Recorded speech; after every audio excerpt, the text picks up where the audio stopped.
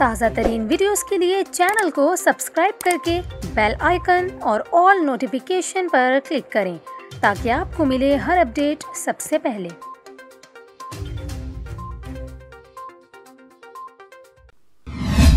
और अभी आपको कोयटा से खबर दें, जहां कोयटा और गर्दनवाह में ज़लज़ले के झटके महसूस किए गए हैं। कोयटा में हफ्ते की सुबह 11:29 पर ज़लज़ले के झटके महसूस किए गए।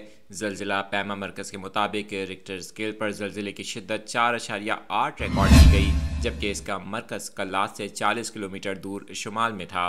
ज़लज़ले के झटकों के नतीजे में लोगों में खौफ और राज फैल गया और लोग कलमा तैयबा का विर्द करते हुए घरों से बाहर निकल आए। ताहम ज़लज़ले से किसी जानी नुकसान की इत्तला नहीं मिली। उधर सवात में भी गुज़िश्ता रोज़ ज़लज़ले के झटके महसूस किए गए थे, जिसकी शिद्दत 4.2 रिकॉर्ड की गई थी, जबकि इसकी ज़ेर ज़मीन गहराई 226 किलोमीटर थी। ज़लज़ले का मरकज़ कोहे हिंदूकश का पहाड़ी सिलसिला था।